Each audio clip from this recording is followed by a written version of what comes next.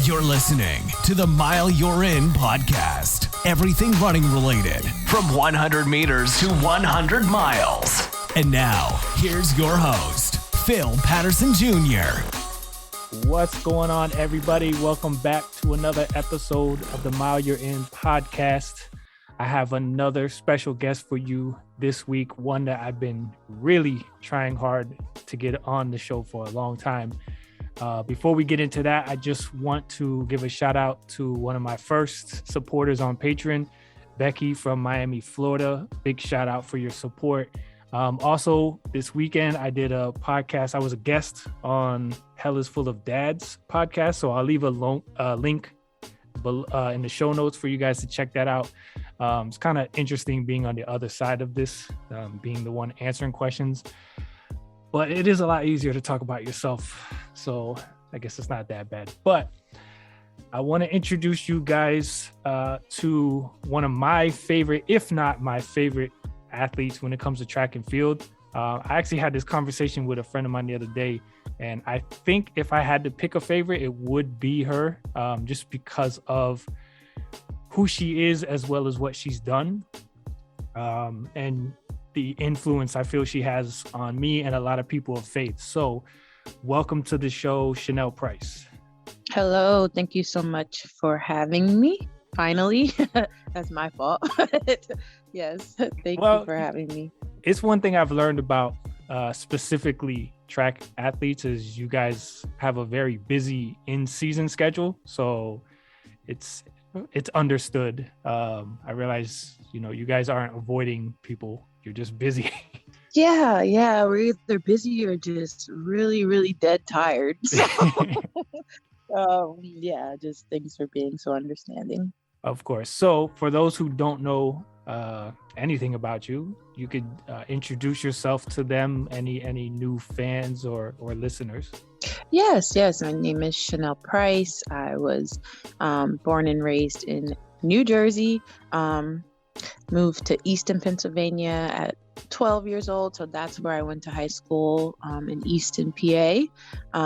Was pretty much a childhood prodigy, if you say. Was very, very good in track from a very young age. Just really excelled in the 800 meter in high school.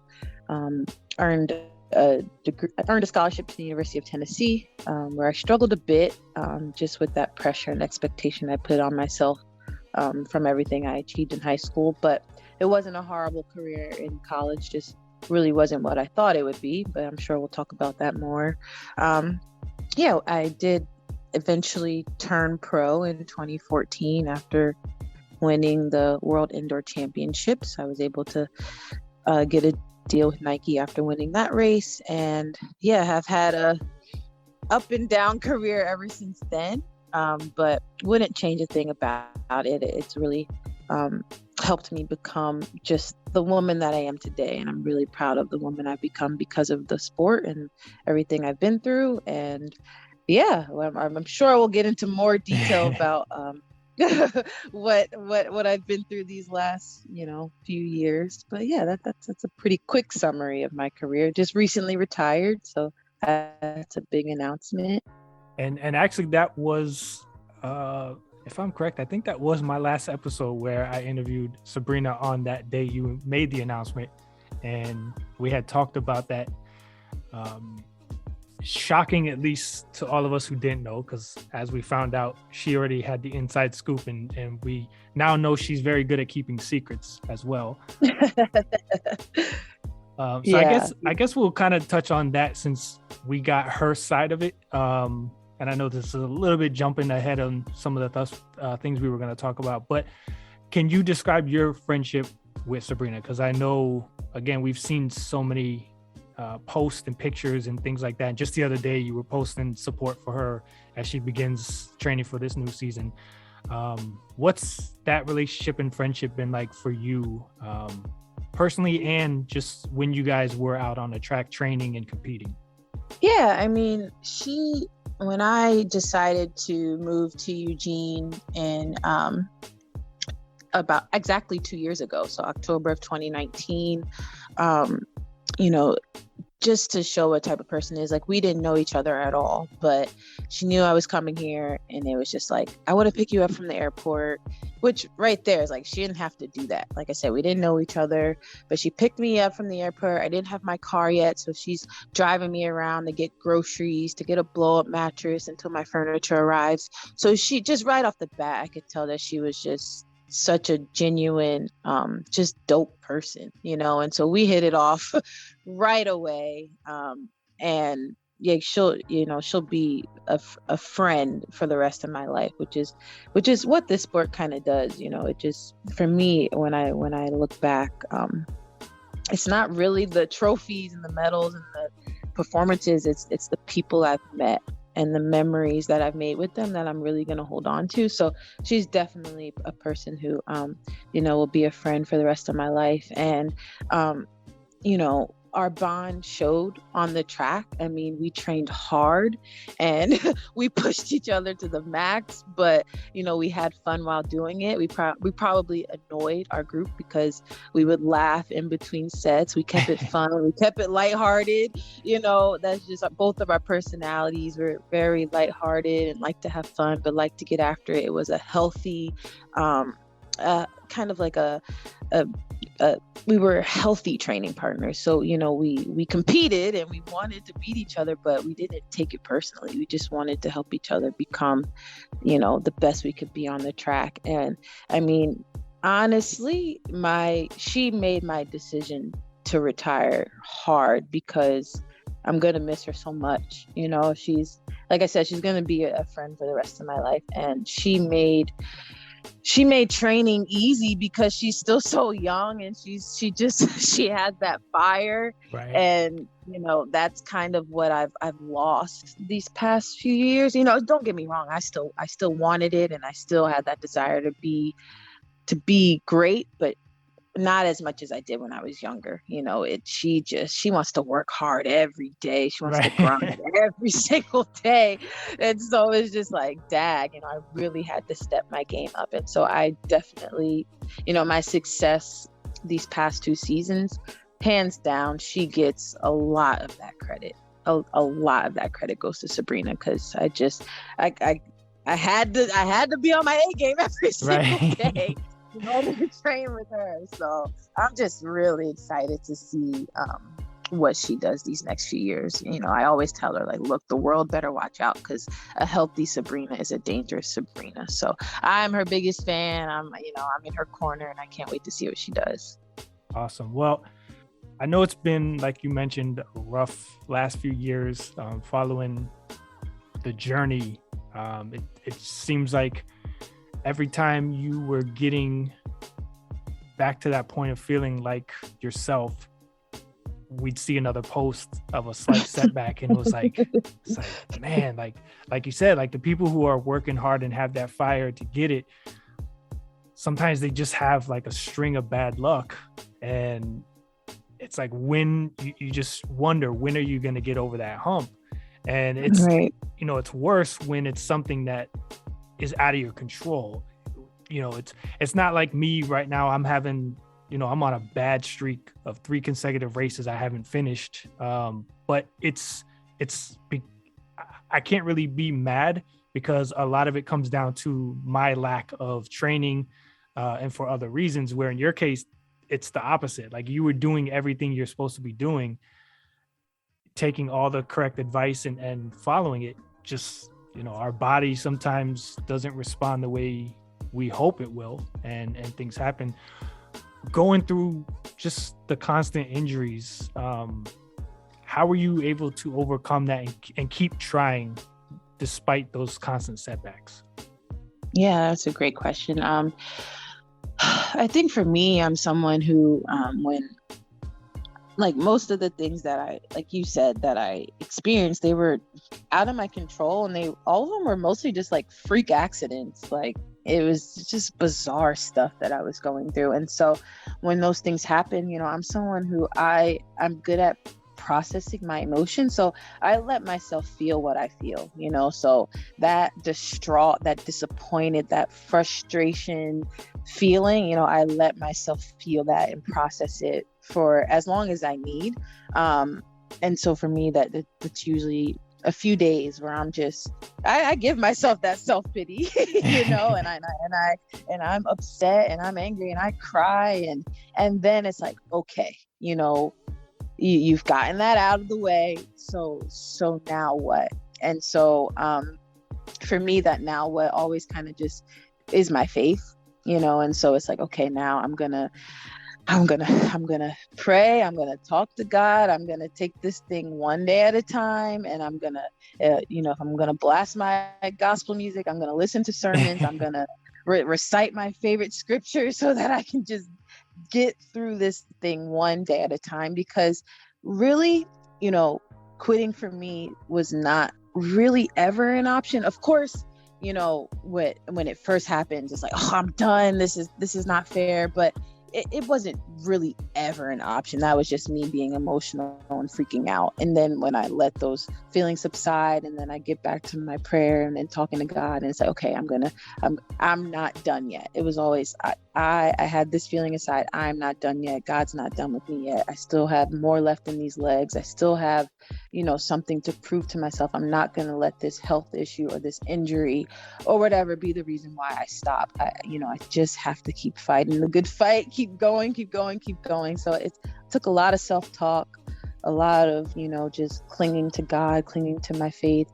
I have a good circle of people around me who, poured into me and reminded me of just different things, to keep me going. So yeah, that's pretty much how I got through it. I took it one day at a time.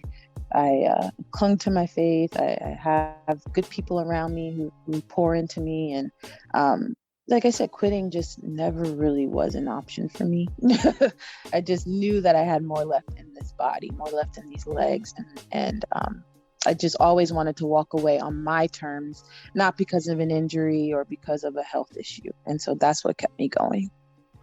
And I really love that, because it's one of the things that we all tend to do from time to time is we start to blame him, or question him. Why is this happening? Why are you doing this to me?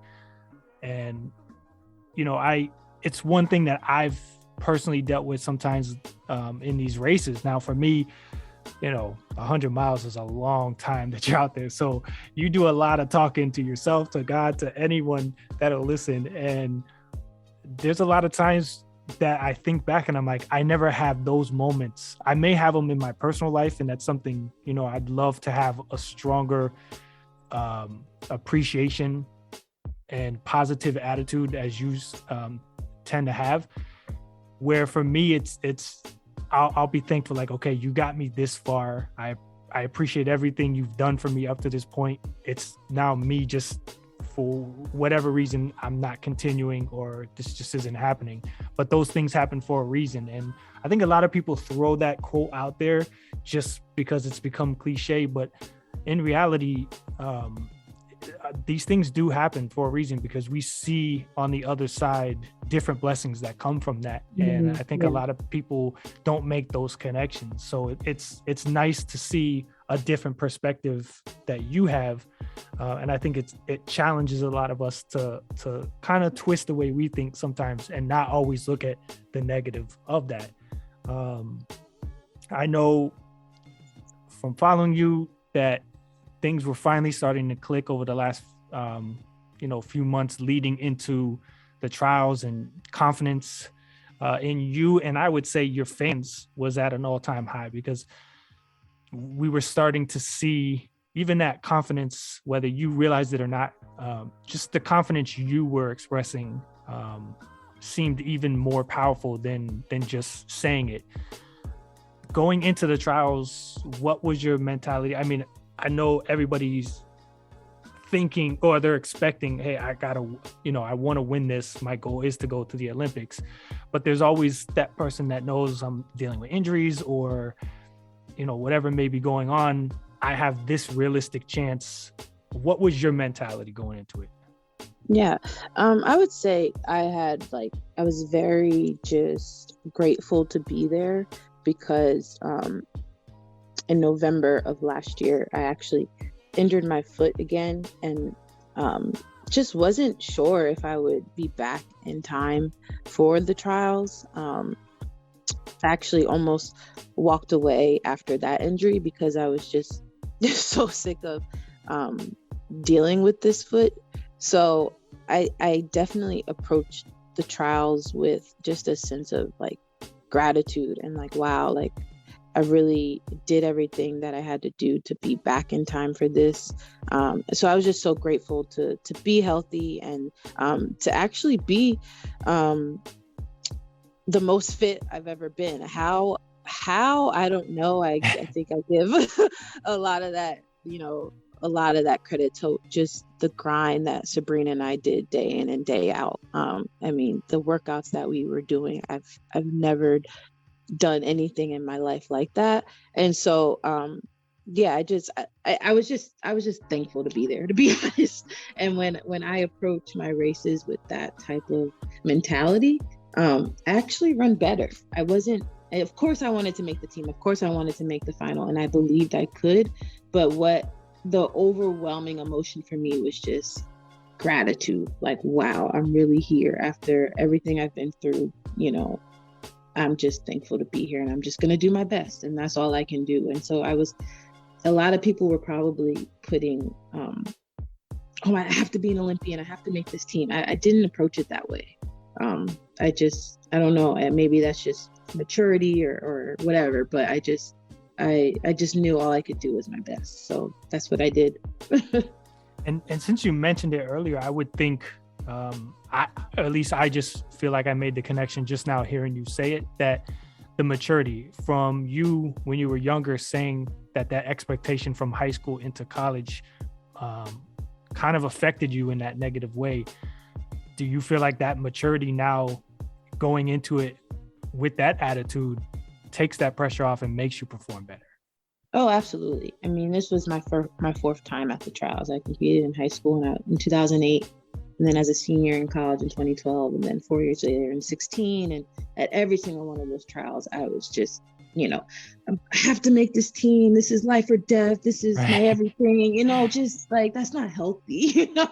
It's important at the end of the day. It should be important. We should care. I'm not saying I don't care, but me becoming an Olympian, whereas back then it would have, defined me. That doesn't define me anymore. I know who I am outside of track and field, which is something I didn't know when I was younger. That was all I was Chanelle Price, the track star. That's all I cared about. It was my everything. Whereas now, my identity is in Christ. So I don't put so much pressure on myself like I used to, and I honestly run better. I feel free out there. I'm having fun, clear mind, calm spirit, and I'm just out there using my gift. And that's what I tell myself before races. Just go use your gift to the best of your ability.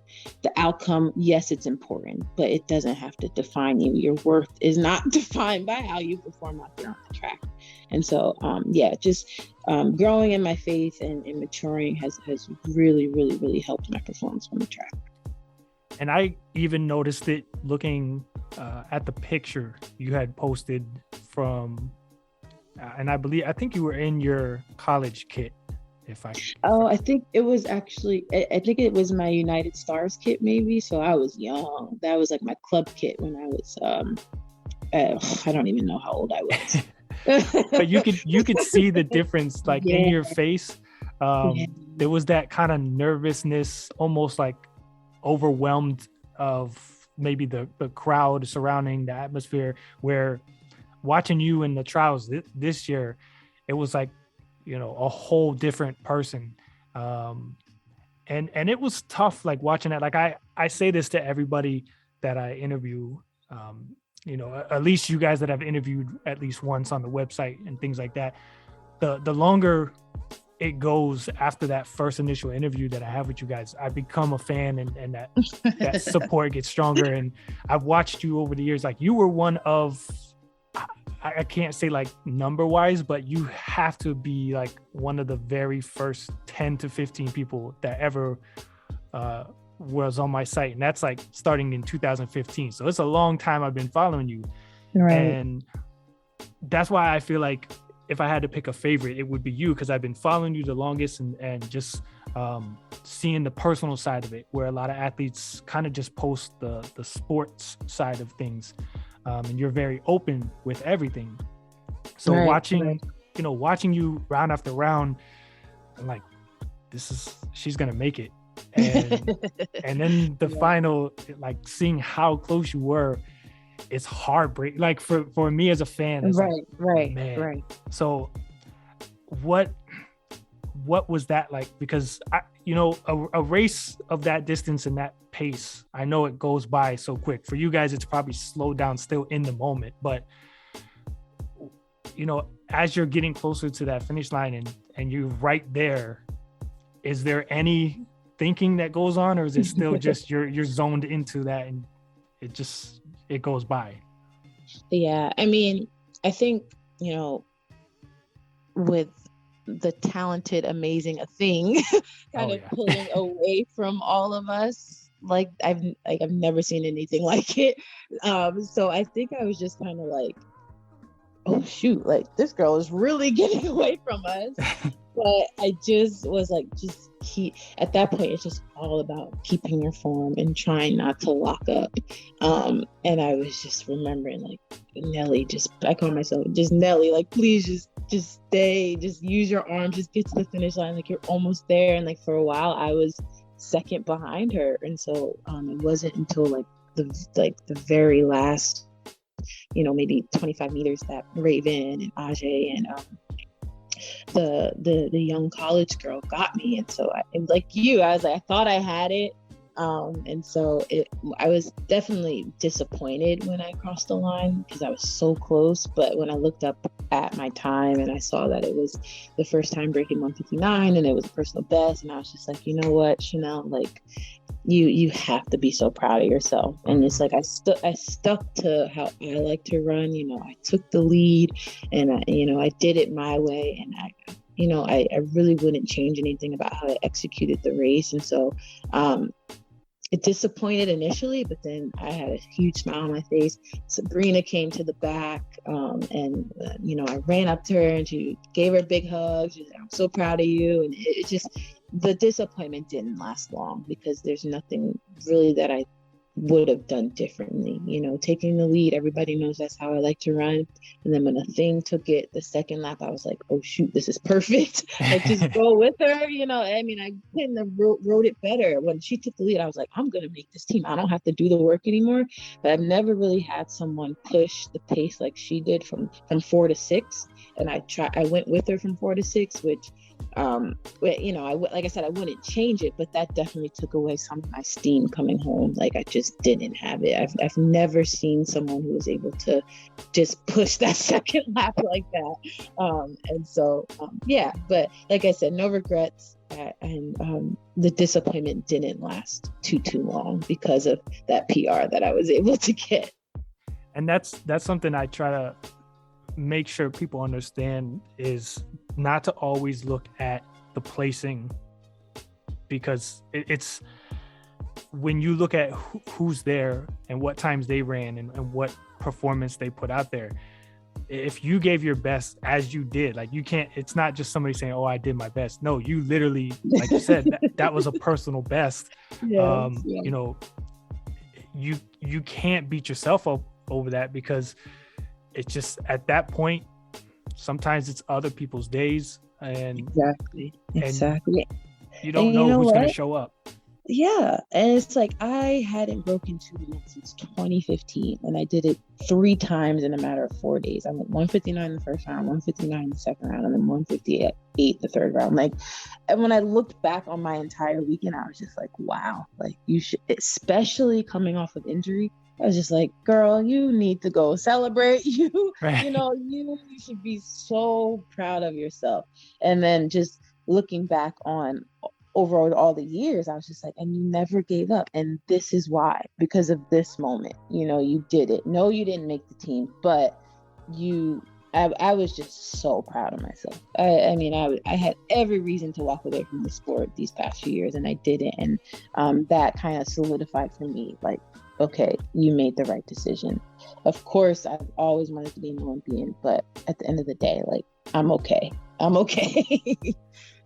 Right. And that's the thing. No one's going to look at that one thing. Like, they're going to look at your entire career, who you are, who you were, possibly what else you'll do involved in the sport down the line. So it's not just, did you make the Olympics or not? Because also something a lot of, like, just a casual fan of the sport may not realize is your distance is stacked. Like, it's just like, yeah, I know, like, probably maybe like the 400 and the 100 can be pretty stacked, but like the 800, I remember watching the trials and looking at everybody from day one, and I'm like, there are so many people on this list that I like. I don't know who to like. There's nobody I'm gonna be rooting for, because I liked, like, almost all. I think there was maybe like 4 or 5 names I didn't know, and I was like, yeah, this is a stacked distance. So that's the other thing. Like, it's just like, not only are you trying to make the Olympics, but you're trying to make the Olympics in one of the toughest distances that is available. So it's like just another step to an already tough goal to try to reach. Now, watching that, I always say it, I can't imagine. Absolutely. You know, even as just a fan, like for me, last year, and everyone that knows me, I'm a huge diehard Buffalo Bills fan, and we were so close to the Super Bowl that after we lost, I didn't watch the Super Bowl, because like it was the thought of it was making me sick to my stomach. Like, I don't want to see the team that just beat us win, and if they lose, it's going to be to Tom Brady, who's whooped our butt my entire life. So it's like, I don't want to watch this. So how, like, what is your thought process as those Olympics were coming up? Did you watch them? How did you feel? What was that like? Shortly after the trials, I went over to Europe, did some pacing, did some racing, just kind of maximized my fitness, and was just in really, really good spirits. Just rode the high from what I had just accomplished. It wasn't until I got home from that trip, and then the Olympics were on, and, you know, of course, I'm ecstatic for the 3 women there to represent the U.S. in the 800. But that's when the disappointment kind of set in, just watching it and just realizing, like deep down, I knew that I was going to retire. And so it just kind of hit me like, man, you've wanted to be an Olympian since you were a little girl, and, you know, that's not going to happen. And I think just watching it is what kind of brought those emotions in. But again, it didn't last long. You know, I processed it. I let myself feel how I felt. And then I just kind of reminded myself of, no, I'm not going to be an Olympian, but like you said, I've accomplished so much, and more than that, just the woman I've become is because of everything I've been able to overcome. And so just had to remind myself of all the positive things, and was able to kind of overcome that disappointment. So yes, I did watch, and yes, it was hard, and but just was able to put all that aside and be really proud of what Team USA was able to achieve over there, and just kind of be a fan, you know, and be happy for the people who did make it, because I would want people to be happy for me, if that makes sense. And it does. And then I wonder, because I had just said it, you know, like, as a Bills fan, I was happy to see the Chiefs lose in the Super Bowl, but I know as an American trying to make the Olympic team, I would feel like, because you guys all come off as friendly competitors, and again, it's now somebody representing your country that you were also competing for. What was it like knowing that, because like you said, a thing just took off? I mean, anyone who follows the sport knew she was good, but I feel like right around the Olympic trials, like, it was almost like a whole nother level. And then to see what she did in the Olympics, did that make you feel anyway, in a sense of, okay, I lost to somebody, but look what she just did against the rest of the world? Yeah, I mean, honestly, in complete transparency, I looked at my fiance and I was like, babe, I'm getting out of this sport at the right time, because this girl right here, she is something else. I'm just in awe. I've never seen anything like it, and I'm just, it's crazy to witness, and I'm excited to witness it as a fan, as opposed to a competitor. Right. Because she is just getting started, and that's the scary part. And I'm just super excited, because I know what it takes to be to be great at the 800, and she's a level above great, and so I'm just to see what she's going to be able to do over this next, it could be 10 years if she chooses to. I'm really excited to watch. And like you said, it's like, okay, yes, I didn't make the team, but now, two of these women just went on to medal, so it's like I lost to some pretty phenomenal women. So, that makes the pill a little bit easier to swallow. And now that we know retirement was pretty much locked in at this point, you mentioned there were some post-trial races right before and right after the Olympics. Was that just to finish out the season and just see what else you could accomplish? Or was it like, I'm still like, there's like a 1% chance I might still change my mind? What was that? The 1% chance, not really. No, Okay. I knew deep down that I was done. To be honest, it was just, I was the most fit I've ever been, and I just wanted to take advantage of that. I also, again, I made money pacing, so it's like, let me go over there and collect some money before I do officially retire. Right. And then also, just really, I also wanted to go over there knowing, deep down knowing that this was it. I wanted to go over there and just really enjoy it. Why? So not really put so much pressure about winning, or again, about the times. All that's important, yes. But I really just wanted to go over there and enjoy being in Europe and on the circuit and around my friends, one last time, so those were my reasons. Okay. That makes sense, because a lot of us do miss out on the fun of sports, whatever we are competing in. Like, I know personally, every time, pretty much all my vacations, and my wife hates me for it, but all of my vacations are literally just traveling to a race. And because they're all at this point pretty much 100-mile races, the rest of the vacation I can't really do anything on my feet, because everything hurts and is swollen, and it's like a boring vacation. So I can understand that, because you go out and then it's like, okay, you just go, you compete, and then you go home. In this case, you get to actually enjoy everything. A lot of those restrictions and rules aren't holding you back from enjoying everything. It's gotta also make that moment that you're out there competing slightly better, because like you said, there's no pressure, and I feel like a lot of us perform better with that attitude. So that's definitely got to make the ending fun. Now, leading into just an eventful 2021, almost at 2020, because these years are blending at this point.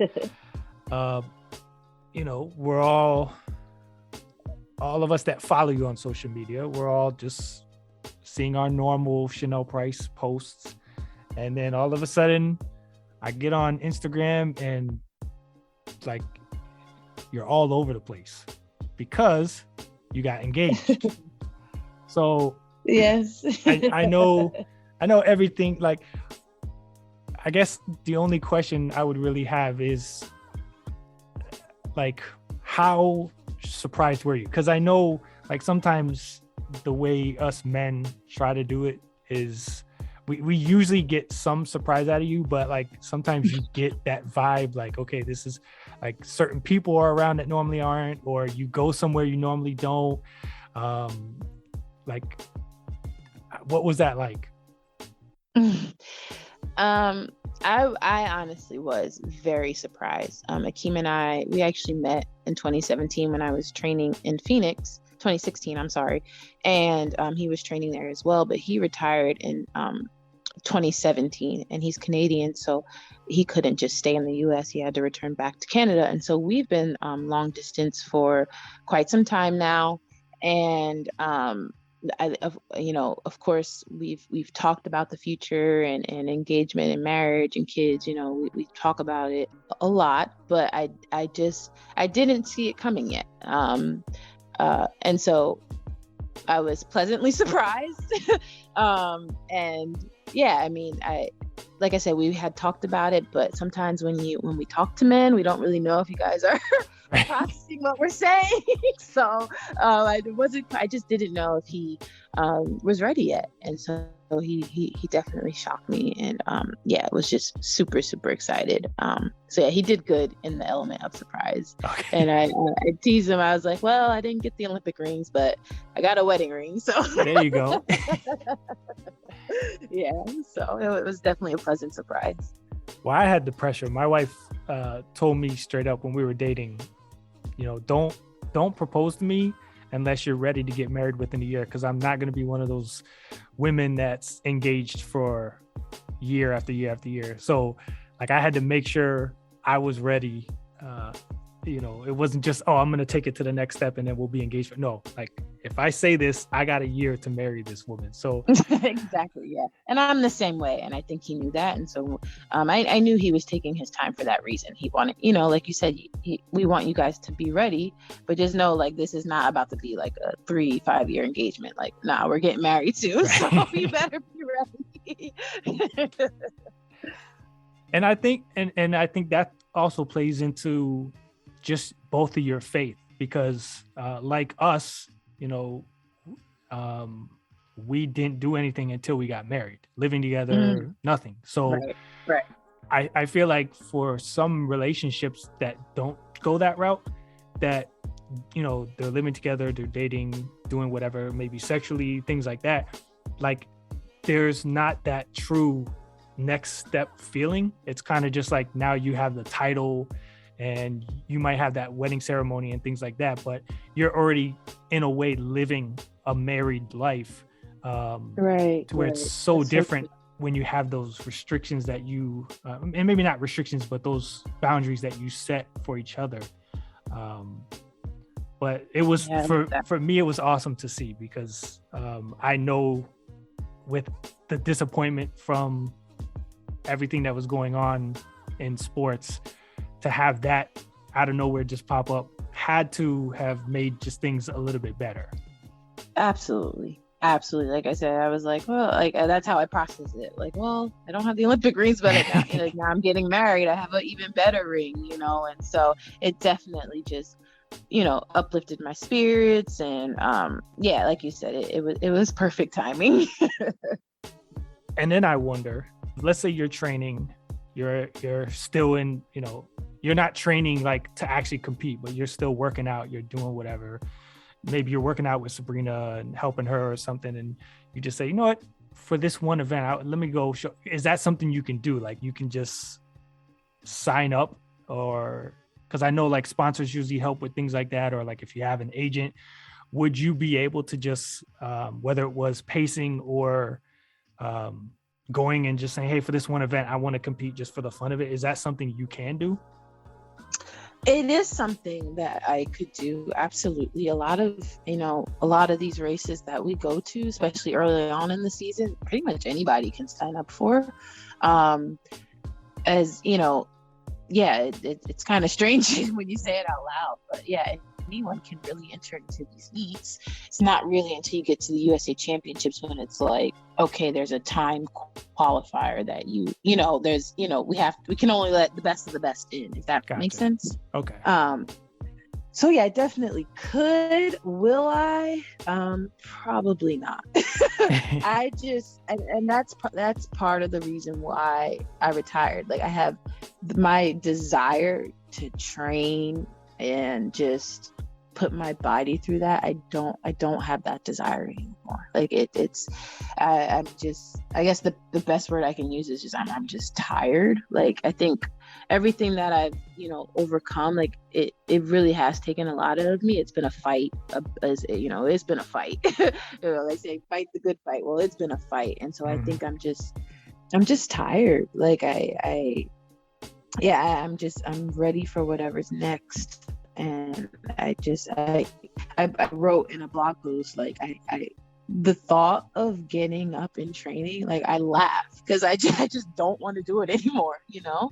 And I always said when that happened, when I started to get those feelings, like I don't want to put my body through this anymore. That's when I would walk away, you know, because if you're not all in this sport, it's not gonna work. Not if you want to be, you know, one of the best. It's a sport that takes, you know, so much discipline and it's so much sacrifice, so much, you know, it's just you have to be all in, and I don't have that desire anymore to be all in. If I'm keeping it real, like I just don't. And so that's why I've decided to walk away. I've achieved what I wanted to achieve. I'm walking away on my terms, which is something that I've always said I wanted to do. A lot of athletes, you know, they leave when they're injured or their contract ends and they can't do it financially anymore, or, you know, a health problem, whatever it is. No, I'm leaving, you know, because I'm ready to be done. And that feels good, you know? So I know a lot of people are like, man, you have so much more left in you. You can run faster. And my answer is, you know, physically, yes, I do think I could, but mentally and emotionally, like I just don't have it in me yet. And so if I'm not checked in mentally and emotionally, then I'm not going to perform better. And so that's why I've decided to walk away.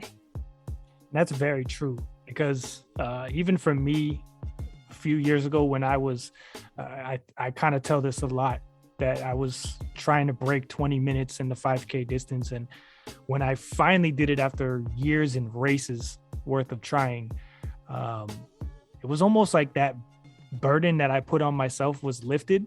And I knew at this point, like now, you know, 19, maybe even 18 is possible. But that desire that I had to just go sub 20 was gone. And it was like, you know what? I like running. I enjoy the miles going by faster, but I prefer the slower, like not feeling like I'm dying every step of the way, which I'm sure you know, right. That's like, you know, going so fast. Because I know I'm trying to remember, weren't you training for, and you might have actually done it, but a 5K at one point? Oh, yes. I thought I remember you like, like, so did you end up doing it, or like, I can't remember. Yes. And I hated every minute. Yeah, no, not for me. Because I have to wonder what that's like. Because I think or now like Alicia Montano is kind of in that where she was doing the shorter distance stuff, and now she does 5Ks. So I feel like that's got to feel somewhat nicer to you in the sense that, well, I don't know, were you still running like this? I can't imagine you running the same pace for a full 5K that you would run 800 meters, or were you? No. A nice and even 6-minute pace type person. Yeah, so about 6-minute pace is what you're gonna get out of me. And see, that's what I was struggling to do. Like my problem was my first mile would be somewhere between 6 to 6:05, and then I would start dying and drop to like a 6:30 something, and then just pray that my legs wouldn't stop, like that noodle leg lactic acid buildup in mile 3. It was a journey, a lot of experience of trying to pace myself. But I'm sure, like you said, it's brutal. And that's why, as crazy as it sounds, I'd rather run 100 miles than a 5K, as dumb as that sounds. Right. And I like how you said it. You said, you know, you had a strong desire to break 20, and you knew you could probably break 19 or break 18, but that desire just wasn't really there anymore. And so it sounds like you can definitely relate to what I have, what I've been going through. Right, because it could, you know, not that we'd ever want to think that way, but knowing the past injuries that you've had, yeah, right now things are looking great. Like you're getting stronger and faster, but how do we not know 1-2 races into the season, bam, here comes another unexpected injury. And now walking away on your own terms has a different meaning than what it did this year. You know, you could still, yes, walk away next year healthy and doing well, but maybe not to the point you were here, and the story isn't as inspiring as it is right now. And that leads me to something and that's why I kind of mentioned at the beginning of the topic, because at the episode, because anyone that gets to know you in any fashion, social media, an interview on YouTube, this episode, like even the interviews, and you were actually featured in a blog about it on my site as well, is your faith. And I was thinking about it today. There's one song, if I had to give you like an anthem, not like a hype up anthem, but if I had to give a song that makes me think of Chanelle Price, it's Marvin Sapp's Never Would Have Made It. Because I feel like that is a perfect song for you and just like your journey.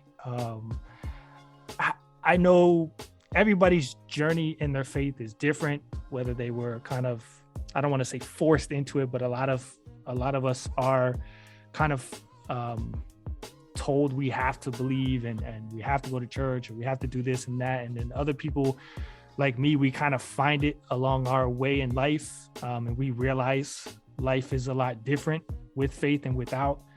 Other people, they have like just a tragic moment that bring them to it. So for you, just your quick journey, I guess, in life with faith, what has made you, because it's so easy, especially from what I've heard, anyone that goes to college, it's like one of the toughest times with so many challenges to faith. What has it been for you your whole life, in and out of sports, to just maybe hold on to that and not be maybe scared away from it or deferred from believing in it? And how has that impacted people you've come across? Because I know being that example does help other people that are on the fence maybe have a little bit more faith and trust in what you believe in. Yeah, that's good. So I actually was not raised in a Christian home. My best friend growing up, her parents were both pastors, and so just when I would go over there, you know, it was just their way of living. It was very evident in their lifestyle. But so I started to go to church in high school every once in a while. They planted that seed of interest, so I was kind of interested in Christianity at the time. And to be completely honest, the real reason I was going is because every time I would go over to her house, they would say, you know, Chanelle, you are just so blessed. And, you know, I didn't really know what they meant, but I would go to church and just be like, I didn't really understand what the pastor was talking about. I wasn't really that interested, but I would go and be like, okay, God, like, they're telling me I'm so blessed, so like, can you keep on blessing me? Like, so it was a very selfish reason to start going, but hey, you know, I went, and like I said, wasn't really that interested, but I do remember, you know, getting saved right before I went off to college. Again, I didn't really know what I was doing, but I did feel a pull when the invitation was extended at the end of service. I did feel a pull to go up and to give my life to God, accept Christ as my savior. So I did it. Again, didn't really know what I was doing. Went off to college at 17 years old and kind of forgot about all that and just lived the typical college lifestyle, partying, drinking, whatever. I was not really into Christianity much throughout college. My first year out of college in 2013, I did not get a shoe sponsor. If I was to guess why, I would probably say because I had such a dominant high school career, and then I did not progress very much in college. So the shoe companies were probably thinking, you know, this girl is washed up, you know, she's not going to get much better. So I did not get a deal out of out of college. And so I talked to my parents and I said, I want to be a professional runner. What can I do? And they're like, well, we'll support you financially this first year out of college. You just focus on running. You focus on earning a shoe deal so that so your dreams can come true. They still believe in me. So I committed my life to running that year. And I went to the USA Championships and did not make the final. And I remember just feeling like a complete failure, like I let my family down, it was such a waste for them to spend all this money to support me financially. And I just felt very lost. It was just dark. And I can remember this was the first time I had ever heard God speak to me. And he said, Chanelle, if you just chase after me, like you chase after track, watch what I do in your life. And I was just like, whoa, like, I don't really know what that means. I don't know what chasing after you looks like, God. I barely even know who you are. I don't know much about faith. And I decided, like, I'm going to give this a shot because I'm so lost. I'm so low right now. I feel like a failure, like I said. And so at the USA Championships, there's always a chaplain there available for athletes to, just pray with or whatever. They do Bible studies. And so I reached out to her and I said, look, like, I'm lost. I need help. Like, can you please just, explain what faith is to me? Can you kind of take me under your wing and kind of just be my mentor and help me walk this thing out, because I don't really know what that looks like. And so that's how it all kind of started for me. It wasn't that long ago, to be honest. It was 2013.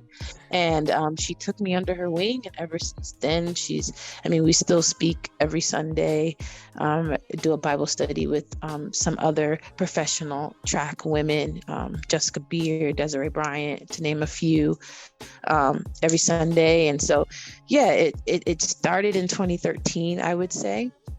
And I don't know if that answers most of your question. I can keep going with the journey, but that's how it started. No, it does, because I feel like we all have a different journey, and to see, just like you had mentioned, like, to be used by God in any way. I think that's always our prayer, is to be that example, because we see bad examples so much, especially in the news and on social media, especially during times lately. Like, that's one thing. And I think maybe now that I even think about it, that could be why I have a positive attitude when I am lately having problems in these races and having to drop out, even being so close, is that I'm at peace with the decision, because I feel like my initial discussion in prayer with God before every race is, let me be an example while I'm out here. And it's not me throwing a temper tantrum and getting upset and cussing and just being, very vocal and aggressive towards people that are trying to help. It's me just being frustrated, like, I can't physically do this right now, whether it's the pain or mentally. I just don't have that strength that I need to push the last 20 to 25 miles of this race. It's not taking my anger out on anyone else or God or even myself. It's just realizing things, this is Earth. Things are going to happen that are part of life. And right. Just the fact I'm so glad you said that, because, sorry to cut you off, but when I went in 2013, when I was introduced to, we had to start from the very beginning. Like, this is who God is. This is who Jesus is. Like, I didn't know anything. So she really started from just explaining what faith is and what salvation means. And so I was just learning so much, and I was very intrigued by it all. And I was, my that's when the whole shift in identity started for me. Like, oh, I'm so much more than a runner. Like, this is not who I am. This is just what I do. This is just a gift that that God is asking me to use to the best of my ability. It's not, it doesn't define me. And so this is when all those shifts started happening for me. And that's actually when I went on to win the 2014 Indoor World Championships. It was when that shift came, because like I said, in college, I really wasn't performing that well. And then all of a sudden I'm introduced to my faith and I learn who I really am. And then, that load is taken off of my shoulders, that expectation and pressure. And then shortly after that is when I went on to win the 2014 Indoor Championship. So I like to mention that because it just shows what a shift can do and what learning who you truly are can do in your life. For sure. And that's kind of why I was bringing it up, because again, people that look at, I know, for example, Tim Tebow, he'll get a lot of negative reaction. Some people say he's going overboard, maybe bringing it up too much, but no matter what it is you're passionate about, whether it's going to the club and drinking and partying, or going to the track and running, or playing football, or rapping, or becoming an astronaut, whatever it is that you are passionate about, you're going to talk about a lot and tell people about, because that's your identity in a way. It's who you are and what you represent. And it's something that you study and you constantly absorb more material to learn about. So as a believer, as a Christian, anyone of faith, that becomes your identity. And if you walk the walk and not just talk it, then the people that observe you, whether you realize it or not, it has an impact on them and can change the way they think. And I can imagine someone of your platform level, the amount of followers you have and people that come across interviews or stuff that you don't even put out, just other people put out. For example, like this episode that might come out, someone can listen to something like that and say, wow, I never met somebody with that type of thought process when it comes to this. And they look into it more, where if you're looking at the people that are doing certain protests and just spewing out hate in the name of God and Jesus and the Bible, then there's that contradiction that happens. So it's nice to get that platform. And I that's what I love about track and field, is that more athletes are a little bit open with it, where other sports, it's not as vocalized for whatever reason. But yeah. And I would say, like even shortly after, winning worlds in 2014 and getting my contract from Nike, and kind of like, it was like everything was finally starting to fall into place for me. And then shortly after that, I fractured my foot and needed surgery. And I was such a baby in my faith. It was almost kind of like, why are you doing this to me, God? Like, why are you punishing me? I thought if I followed you, then everything would be easy. Like, I just didn't understand yet that, God does not promise an easy life. As a matter of fact, he tells us that we're, gonna face trials and tribulations and be afflicted, but I just didn't know all that yet. So sure, I definitely strayed away for a few years because I was mad at God. I'm like, well, what is the point of believing in you if I'm still going to have struggles and trials and disappointments? And so I definitely strayed away for a few years and kind of had, one foot with him, but also one foot in the world. And what I mean by that is, like, I prayed and I went to church, but I also did my own thing. I still was out partying and drinking and having sex and, just living my life, because I was like, well, what's the point of being all in? There's no point. That was my mindset. But I got to a point where I just felt so empty inside and just like so just blah, and like I was just like, nah, I need to be back. I want to go back all in. Like, this is not it. I don't want to do this anymore. And I remember just being like, God, like, I want to grow and I want to understand you more, and I want my faith to grow, and I want to become the woman that destined for me to be. So do whatever you have to do in my life for me for me to become that woman. And I kid you not, that is when all of the craziness with my health and my injuries started happening. But, there's something about trials and tribulations that just really deepen your faith and deepen your relationship with God. And so it's like, well, I prayed for it. I didn't know that it was going to come in that manner. But, I did pray to go deeper with him and to become the woman that he called me to be.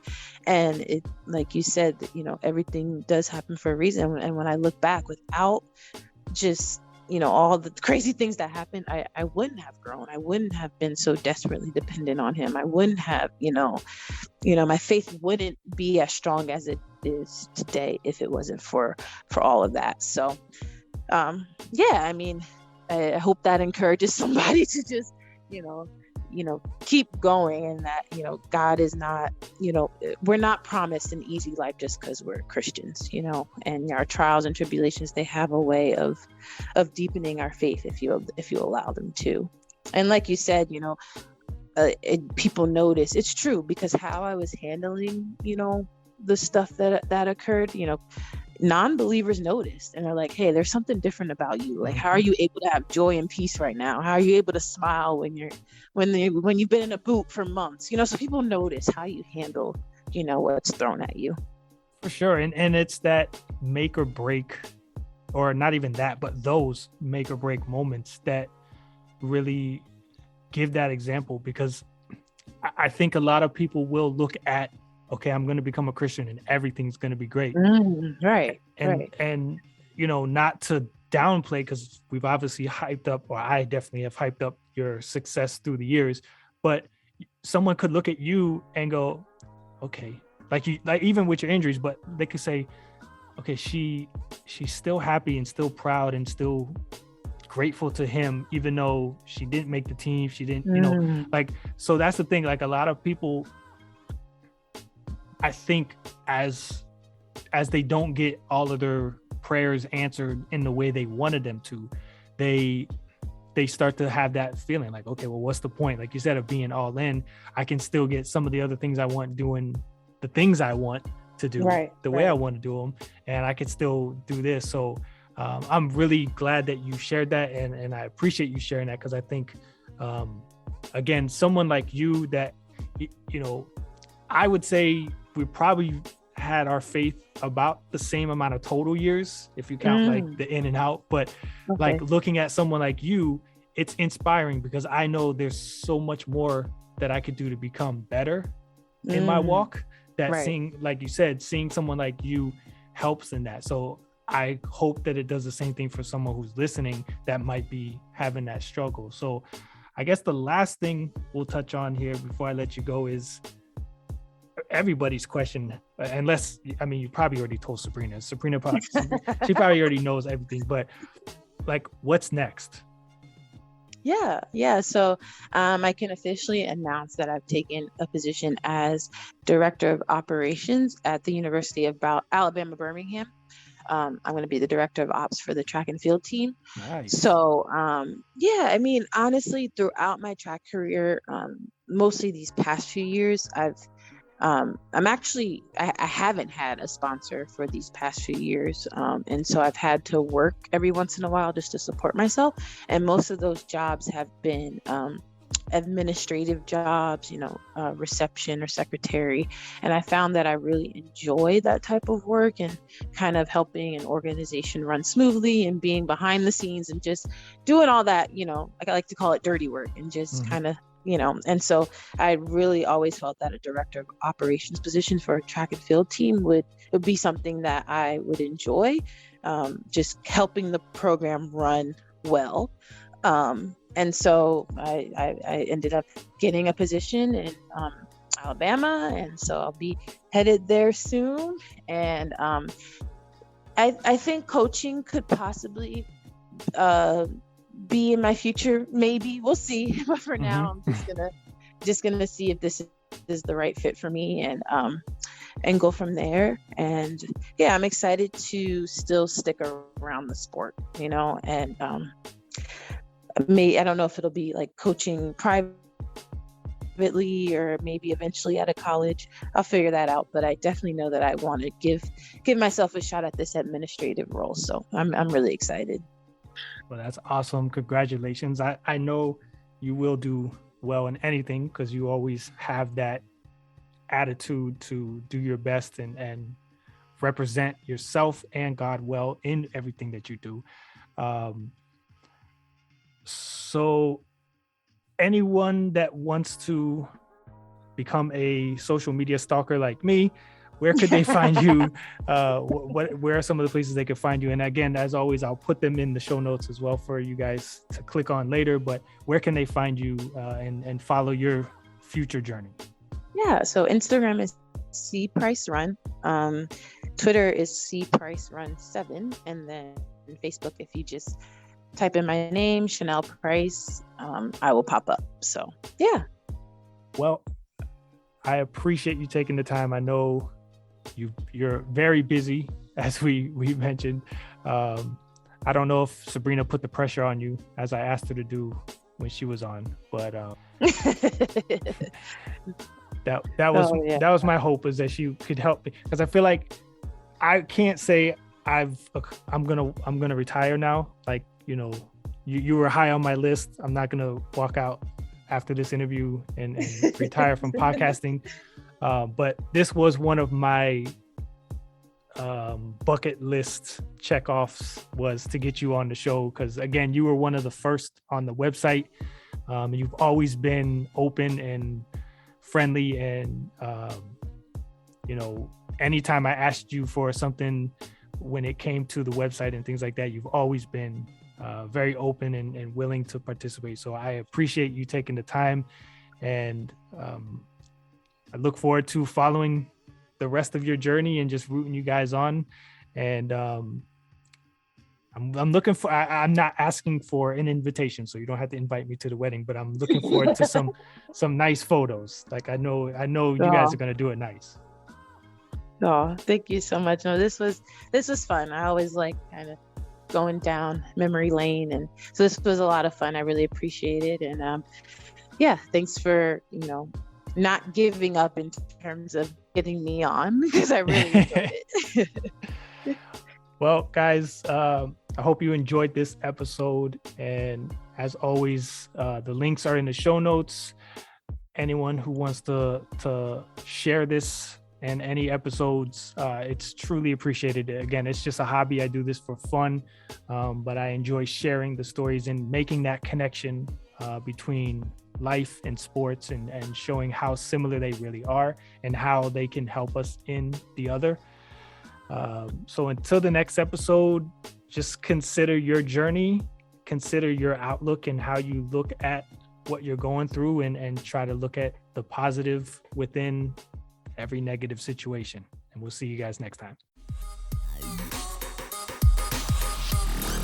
Thanks for listening to the Mile You're In podcast. If you enjoyed it, make sure to like, share, and subscribe. Check out previous episodes and more at heelstriker954.com.